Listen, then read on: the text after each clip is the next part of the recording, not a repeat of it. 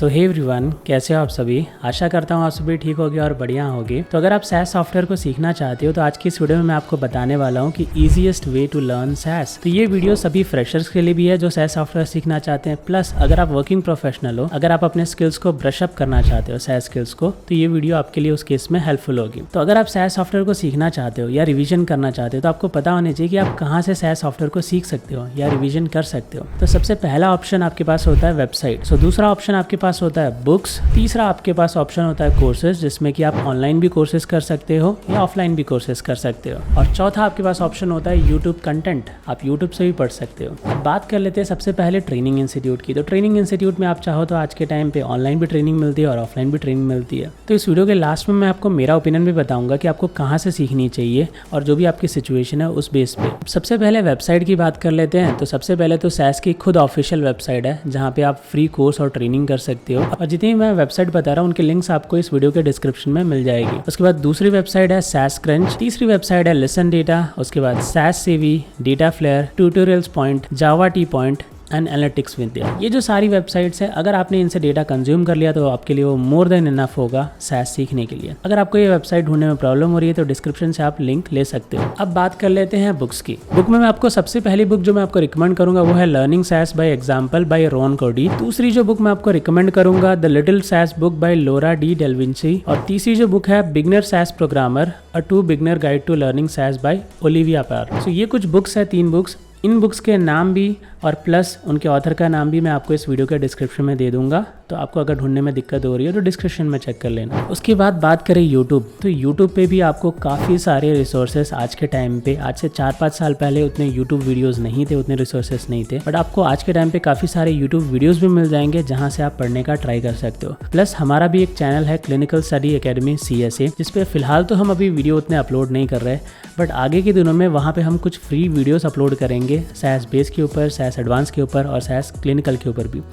उस चैनल का लिंक भी आपको इस वीडियो के डिस्क्रिप्शन में मिल जाएगा, जाके चेक कर सकते हो। अब ये तो हमने बातें कर ली रिसोर्सेज की कि आप कहाँ से पढ़ सकते हो। अब बात करते हैं नेक्स्ट स्टेप जो आपको करने हैं रिसोर्सेज के अलावा भी। आपको पता होना चाहिए सिलेबस, क्योंकि आप अगर अलग अलग जगह से पढ़ रहे हो, चाहे ट्रेनिंग इंस्टीट्यूट से या कहीं से भी, तो सबसे पहली चीज़ जो आपको क्लियर होनी चाहिए सिलेबस की, मुझे पढ़ना क्या है। तो अगर आपको सिलेबस नहीं पता चल रहा है कि भाई मुझे कहाँ से पता चलेगा कि कहाँ से मैं सीखूँ और कौन सा सिलेबस सही है गलत, तो हमने ऑलरेडी इसके ऊपर वीडियो बनाई हुई है क्लिनिकल SaaS सिलेबस, उसका भी लिंक आपको इस वीडियो के डिस्क्रिप्शन में मिल जाएगा। आप यूट्यूब पे भी जाके सर्च कर सकते हो clinical SaaS syllabus and mister Sikar. वैसे तो लिंक से जाओगे वो ज़्यादा आसान रहेगा। तो एक बार आपको सिलेबस क्लियर हो गया, जो नेक्स्ट चीज़ आपको करनी है वो है एक इंटरनल ट्रैकर बनाना। उस सिलेबस के बेस पे हमने भी ट्रैकर के ऊपर वीडियो बनाई है, उसका भी लिंक आपको इस वीडियो के डिस्क्रिप्शन में मिल जाएगा अगर आपको खुद से क्रिएट करने में डिफिकल्टी हो रही है। ट्रैकर होता क्या है, जो भी टॉपिक्स आपको पढ़ने हैं उसको एक एक्सेल शीट में डाल दो, हर टॉपिक को कुछ डेज में डिवाइड कर दो। लेट्स सपोज कैरेक्टर फंक्शन है उसको 3 दिन दे दो, न्यूमेरिक फंक्शन है उसको 2 दिन दे दो। ऐसे ही हर टॉपिक को कुछ डेज में डिवाइड कर लो तो आपको एक रफ एस्टिमेट मिलेगा, एक रफ आइडिया आएगा कि मुझे ये सॉफ्टवेयर कंप्लीट करने में कितना टाइम लगेगा। वैसे तो मैं बता दूं क्लिनिकल SaaS सीखने में अराउंड 4 मंथ्स लग जाते हैं। प्लस आप भी अपने वे से रिसर्च कर सकते हो और जगह की, कहीं से किसी से पूछ सकते हो कि कितना टाइम लगता है मुझे SaaS सॉफ्टवेयर सीखने में। आप ट्रेनिंग इंस्टीट्यूट को भी कॉल करके पूछ सकते हो कि SaaS सॉफ्टवेयर मुझे सीखना और कितना टाइम लग जाएगा। भले ही आप वहाँ से सीखो कि ना सीखो, बट एटलीस्ट आपको वहाँ से थोड़ा आइडिया मिल जाएगा, क्लियरिटी मिल जाएगी। तो एक बार आपको क्लियर है कि सिलेबस क्या है। दूसरी चीज़, आपको रोड मैप आपने बना लिया, ट्रैकर बना लिया, इतने दिन मुझे लगेंगे। देखो ट्रैकर बनाने से ये नहीं होता कि उतने दिन में आप कंप्लीट कर लोगे। ट्रैकर बनाने से ये होता है एटलीस्ट आपको फील होता है, महसूस होता है कि भाई मैंने इतने दिन दिए थे, इतने दिन हो गए, या तो मैं सही चल रहा हूँ या तो मैं गलत चल रहा हूँ। गलत चल रहे हो तो कहाँ से आपने छोड़ा है वो चीज़ें आपको पता चलती है। तो अगर आपको ट्रैकर और सिलेबस क्लियर है तो नेक्स्ट चीज़ जो मैं आपको बताने वाला हूँ वो है लर्निंग टिप्स। देखो सभी SaaS सॉफ्टवेयर सीखते हैं, चाहे आप वेबसाइट से सीखो, चाहे आप कहीं यूट्यूब वीडियो से सीखो, चाहे किसी ट्रेनिंग इंस्टीट्यूट से सीखो। तो जब आप सीख रहे होते हो तो सिखाने वाले के अलग अलग अप्रोच होते हैं, बट आपका अप्रोच क्या है, सीखने के लिए आप कौन सा अप्रोच ले रहे हो, ऑप्ट कर रहे हो। नो डाउट अगर आप ट्रेनिंग इंस्टीट्यूट से ट्रेनिंग ले रहे हो तो वो तो आपको बताएंगे, प्लस मैं भी आपको यहाँ पे बता देता हूँ। तो अगर आप मिस्टेक कर रहे हो तो वेरीफाई कर लेना। तो सबसे पहली चीज़, कोई भी टॉपिक पढ़ रहे हो, लेट्स सपोज कि मैंने कैरेक्टर फंक्शन टॉपिक पिक किया। अब कैरेक्टर फंक्शन में आप सभी को पता है कि एक फंक्शन है स्कैन, तो आपको डेफिनेशन पता होनी चाहिए उस फंक्शन की। जैसे कि scan function is used to read a word by mentioning its position. Word को आप स्ट्रिंग भी बोल सकते हो, सब स्ट्रिंग भी बोल सकते हो, ठीक है। तो आपको मतलब क्लियरिटी ऑफ थॉट्स होनी चाहिए, या तो रीड भी बोल सकते हो या तो एक्सट्रैक्ट भी बोल सकते हो। आपको क्लियरिटी होनी चाहिए अपने दिमाग में कि ये जो फंक्शन है वो किस लिए यूज़ होता है और मैं इससे क्या क्या चीज़ें कर सकता हूँ। तो सबसे पहले तो आपको लेमन लैंग्वेज, जो लैंग्वेज आपको समझ में आती है उस लैंग्वेज में पता होनी चाहिए। दूसरी चीज़ आपको एक्सप्लेन करने आनी चाहिए इंग्लिश लैंग्वेज में, इसके लिए आपके पास डेफिनेशन लिखी हुई होनी चाहिए। तो अगर आपको डेफिनेशन क्लियर है तो नेक्स्ट चीज़ जो आपको करनी है वो है सिंटैक्स। तो सिंटैक्स आपको क्लियर होनी चाहिए कि जो स्कैन फंक्शन है उसका सिंटैक्स कैसा होगा। तो सबसे पहले आप स्कैन फंक्शन लिखोगे, उसके बाद पैरेंथेसिस में आप वेरिएबल नेम दोगे, टारगेट वेरिएबल। उसके बाद जो वर्ड आपको रीड करना है, जो सबस्ट्रिंग रीड करना है उसकी पोजीशन दोगे आप, फर्स्ट वर्ड है, सेकंड वर्ड है, थर्ड वर्ड है। उसके बाद अगर आपको डिलीमीटर देना है तो वो भी मेंशन कर सकते हो। तो ये सारी चीज़ें होती है सिंटैक्स में। और सिंटैक्स में क्या होती है, चीज़ें फिक्स होती हैं, कोई भी चीज़ आगे पीछे नहीं लिख सकते। जैसे कि डेटा है, डेटा स्टेटमेंट आप ऊपर ही लिखते हो मोस्टली, आप सेट पहले नहीं लिख सकते, उसके नीचे डेटा नहीं लिख सकते। तो एक सिंटैक्स का सीक्वेंस होता है, एक प्रॉपर वे होता है लिखने का। तो आपको कोड पता होना चाहिए उस पर्टिकुलर फंक्शन का किस वे में लिखते हैं, उसको बोलते हैं सिंटैक्स। अब आ जाते हैं तीसरी चीज़ आपको उस पर्टिकुलर फंक्शन के यूनिक सिनेरियो भी पता होनी चाहिए। जैसे कि स्कैन फंक्शन के बारे में आपको ये तो पता है कि वो वर्ड को रीड करता है उसकी पोजीशन मेंशन करके, लेकिन आपको ये भी पता होना चाहिए कि अगर मुझे पीछे से वर्ड रीड करने हैं या लास्ट वर्ड रीड करना है तो कैसे कर सकते हो। तो आप -1 दे सकते हो या -2 दे सकते हो। अगर पीछे से वर्ड रीड करने हैं, आगे से रीड करना होता है तो आप 1 2 3 4 नॉर्मली देते हो। उसके यूनिक सिनेरियो इसके सिवा भी, जैसे कि आपको डिलीमीटर में कुछ और देना है, जैसे कि 2 वर्ड के बीच में स्पेस डिलीमीटर नहीं है,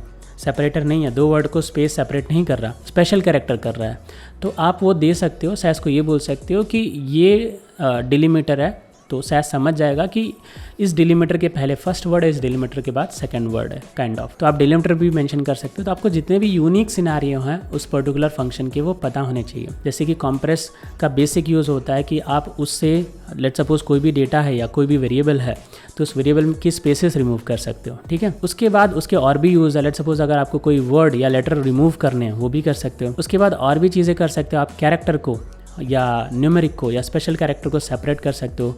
जैसे कि के है कीप अल्फ़ाबेट, जैसे कि के पी है कीप पंचुएशंस। सो इस तरीके से भी आप एडिशनल चीज़ें भी कर सकते हो कॉम्प्रेस में, apart from removing blank spaces. तो जितने भी यूनिक सिनेरियो, मेरे कहने का मतलब है ऐसा ना हो कि आपको सिर्फ पहली चीज़ ही पता हो, अगर कुछ और भी है तो आपको पता होना चाहिए। अब कुछ और की देखो लिमिट नहीं होती, कभी कभार फंक्शंस में लिमिटलेस चीज़ें होती हैं, बट आपको ज़्यादा से ज़्यादा किसी भी फंक्शन के 2-3 सिनेरियो अगर हैं, उसके अगर एग्जिस्ट करते हैं, अगर आपको पता है तो बहुत हो गया आपके लिए, ठीक है। उससे ज़्यादा आपको दिमाग नहीं चलाना, नहीं तो एज अ फ्रेशर कंफ्यूज होते जाओगे। 2 या 3 सिनेरियो किसी भी फंक्शन के ऊपर या किसी भी चीज़ के ऊपर आपको बहुत होते हैं। तो मैं आपको वापस बता देता हूँ इस सीक्वेंस में मैंने आपको क्या बताया। सबसे पहले तो लर्निंग टिप्स में मैंने बताया डेफिनेशन क्लियर होनी चाहिए, दूसरी चीज़ सिंटैक्स क्लियर होनी चाहिए, तीसरी चीज़ आपको यूनिक सिनेरियोस पता होनी चाहिए, चौथी चीज़ आपको जो करनी है वो है क्वेश्चन सॉल्व करना है। लेट सपोज अगर स्कैन फंक्शन कर रहे हो तो स्कैन फंक्शन पे कुछ 3 4 5 क्वेश्चन सॉल्व करो। क्वेश्चन सॉल्व करने से क्या होता है, आपका दिमाग ओपन अप हो जाता है। आपने पढ़ा तो होता है, आपको डेफिनेशन तो पता है, सिंटैक्स तो पता है, लेकिन वही चीज़ अगर किसी ने पूछ ली तो कैसे उसका मैं यूज़ करके सॉल्व करूंगा वो आपको नहीं पता चलता। तो क्वेश्चन सॉल्व करने से उसको रियल टाइम में कैसा इंप्लीमेंट लाते हैं वो कॉन्फिडेंस हमारे दिमाग में आता है। तो ये 4 चीज़ें आपको लर्निंग के वक्त इस अप्रोच को आपको ऑप्ट करनी है। अब आ जाते हैं कि सजेशंस, कि आपको ट्रेनिंग कहाँ से लेनी चाहिए या कहाँ से सीखना चाहिए। देखो मेरा सजेशन यहाँ पे क्या है, अगर आपकी फाइनेंशियल कंडीशन बिल्कुल भी अच्छी नहीं है तो आप जाओ वेबसाइट से, यूट्यूब से या ऐसी कहीं से सीख लो। No doubt learning from a trainer वो टोटली अलग एक्सपीरियंस होता है। आप किसी ट्रेनिंग इंस्टीट्यूट से किसी ट्रेनर को से सीखते हो तो उसके पास कुछ एक्सपर्टीज़ होती है, कुछ सालों में उसने काफ़ी स्टूडेंट को पढ़ाया होता है, उन्होंने जाना होता है सिलेबस को, उन्होंने इंडस्ट्री को देखा होता है, तो वो एक्सपर्टीज़ आपको मिल जाती है। वेरएल्स अगर आप वेबसाइट कोर्सेरा, यूडमी या कहीं से भी कर रहे हो तो वहाँ से वो एक्सपर्टीज़ नहीं मिल पाती। बट ऐसा नहीं है कि आप खुद से सीख के जॉब नहीं ले सकते, आप खुद से भी सीख के जॉब ले सकते हो, बट उसका प्रोसेस मतलब सक्सेस रेशियो ऐसा होता है कि मतलब 100 में से 3 वाला थोड़ा सा, ठीक है, डिफ़िकल्ट होता है बट ऐसा नहीं है कि नहीं होता है। अब आ जाते हैं ट्रेनिंग इंस्टीट्यूट पे। तो ट्रेनिंग इंस्टीट्यूट से क्या सीखना सही होता है, तो हाँ of course guys, worst to worst case में भी एक ट्रेनिंग इंस्टीट्यूट की कुछ एक्सपर्टीज़ होती हैं, ठीक है, उनके पास कुछ एक्सपीरियंस होता है। वहाँ पे सबसे बड़ी चीज़ आपको कंपेटिटिव एनवायरनमेंट मिलता है। आप 4 लोगों के साथ सीख रहे होते हैं, आपको पता होता है कि आज रिवीजन करना है, कल टेस्ट होगा, परसों नया टॉपिक होगा, मैं आगे चल रहा हूँ पीछे चल रहा हूँ।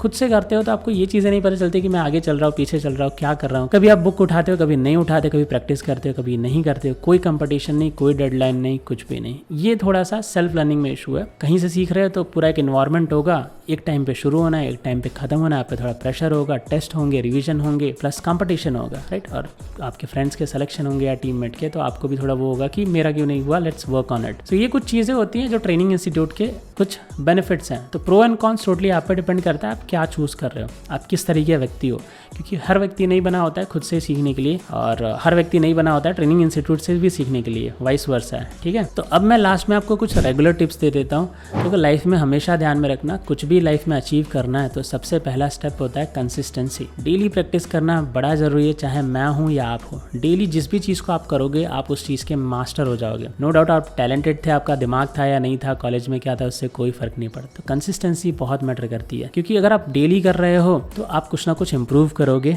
आप बेटर होते जाओगे, और टाइम के साथ वो चीज़ें कंपाउंड करती हैं। दूसरी चीज़ जो आपको हमेशा ध्यान में रखनी है, पेशेंस। बहुत सारे लर्नर क्या करते हैं कि मार्केट को देख के मोटिवेट या डीमोटिवेट हो जाते हैं, कि कभी वैकेंसी होती है तो खुश होते हैं, कभी वैकेंसी नहीं होती तो बहुत ज़्यादा दुखी हो जाते हैं।